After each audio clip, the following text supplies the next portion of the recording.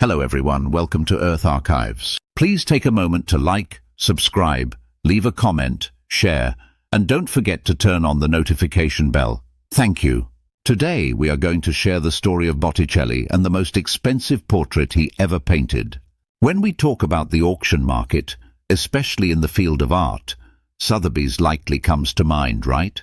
On January 28, 2021, the total sales at the New York Old Masters auction reached $114.5 million, with the highlight being the cross-continental bidding between representatives from New York and London. That day, an Asian collector won with a record-breaking bid of $92.2 million. What was the prize? One of the finest portraits created by Renaissance artist Sandro Botticelli. Young man holding a roundel.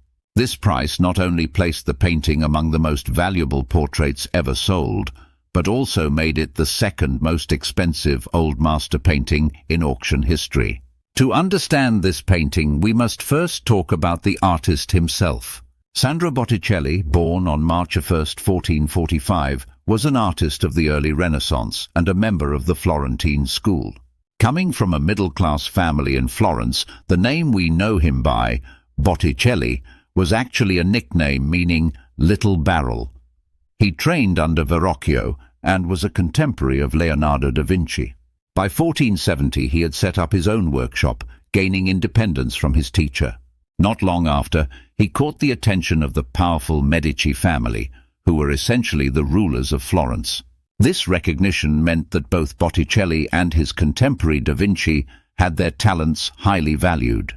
Thanks to the numerous commissions from the Medici family and their patronage, Botticelli gained access to various privileges and opportunities, as well as the chance to mingle with the elite and influential figures of Florence.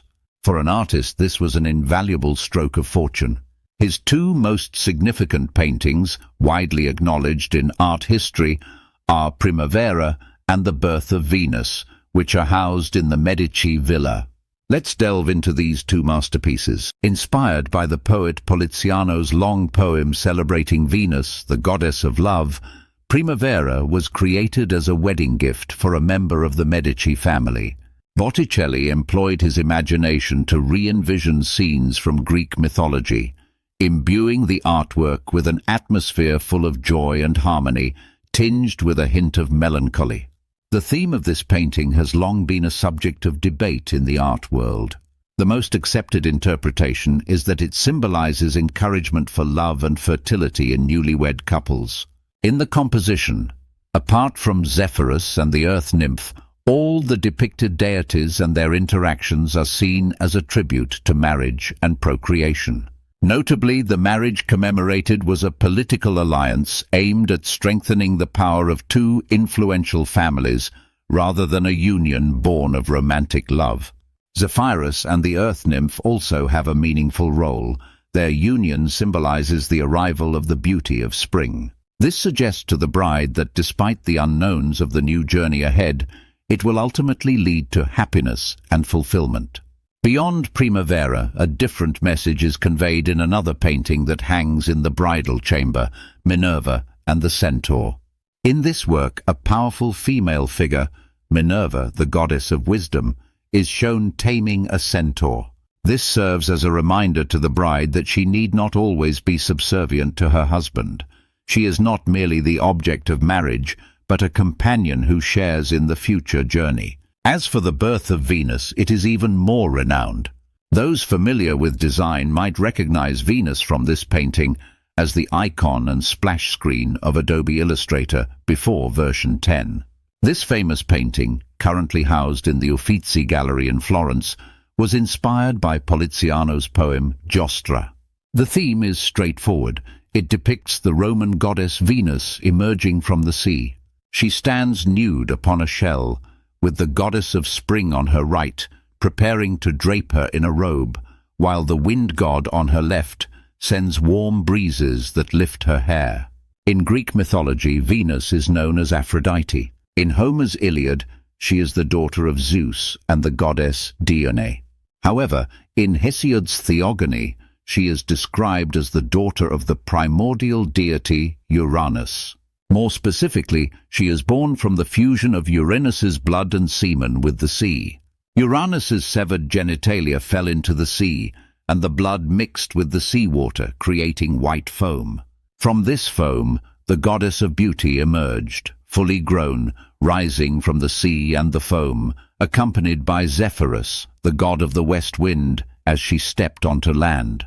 The name Aphrodite in Greek means born from sea foam, though in some ancient Greek texts or stories she is sometimes described as emerging from a shell, a scene famously depicted in Botticelli's work. Botticelli's choice of Venus as the subject of these two paintings carries significant meaning. During the Renaissance, Neoplatonists had a particular admiration for Venus. Marsilio Ficino, a leading figure of Neoplatonism, described Venus as a naturally beautiful goddess, more favored by God than other deities. Her soul and spirit embody love and compassion. Her eyes represent dignity and nobility. Her hands symbolize generosity and solemnity. Her feet embody propriety and grace. They believed that the true essence of beauty lies not in emphasizing the proportional and harmonious sensual beauty, but in a transcendent symbolic beauty with moral significance, a sacred beauty with religious undertones, and Venus embodied this ideal. Returning to Portrait of a Young Man. Holding a roundel, the earliest records of this painting date back to the 1930s, when it was part of the collection of Lord Newborough of Carnarvonshire, Wales. It was likely acquired by Sir Thomas Wynne, 1st Lord Newborough, during his time in Tuscany. Between 1935 and 1938, the painting passed through the hands of a London art dealer and became part of a private collection. In 1982, the painting was auctioned, and the current owner purchased it for £810,000. Over the past 50 years, the painting has been lent to prestigious institutions such as the National Gallery in London, the Metropolitan Museum of Art in New York, and the National Gallery of Art in Washington, D.C., and it has been featured in important exhibitions at the Royal Academy of Arts in London, the National Gallery of Art in Washington, and the Stadel Museum in Frankfurt. According to George Wachter, chairman of Sotheby's Global Department of Old Master Paintings, just as when it was painted 550 years ago, the young man in Botticelli's portrait still appears timeless, as if casting a spell on all who gaze upon it, captivating their attention. Not only does the work set a new record for the second highest price ever achieved for Old Master paintings, but it is a rare masterpiece that transcends both time and borders, reminding us of the true value of beauty. Botticelli, as one of the pioneers who brought portraiture into the spotlight during the early Renaissance, depicted his subjects with unprecedented candor, calmness and insight, even several decades before Leonardo da Vinci's iconic Mona Lisa. Many artists, like Vincent van Gogh, are often remembered as impoverished during their lifetimes, despite the fact that they were celebrated in their day, with wealthy patrons seeking their works. Yet only a handful of their pieces survive. But how did Botticelli's story differ? In 1492, a political upheaval in Florence saw the Medici family, who had long been Botticelli's patrons, exiled. They were replaced by the religious extremist Savonarola, and one would expect that his followers would have little influence. However, in the notorious Bonfire of the Vanities, Savonarola personally ordered the burning of many of Botticelli's works. This led to the artist's fame plummeting from its peak to obscurity, and he eventually fell into poverty. In his later years, Botticelli had to rely on charity to survive, and passed away in 1510, buried in the Church of San Salvi in Florence. The significance of this painting in art history is no less than that of the Portrait of a Young Man with the head of Cosimo de' Medici at the Uffizi Gallery, or the Portrait of Giuliano de' Medici at the National Gallery of Art in Washington, D.C. It is a true representation of the ideals, charm and concept of beauty born in Florence during the Renaissance. George Wachter also commented, Portraiture is one of the most captivating genres of painting, resonating across generations for centuries. The young man in this portrait is now 550 years old, yet he appears as though he just stepped into our gallery this morning, like a beautiful youth with timeless allure.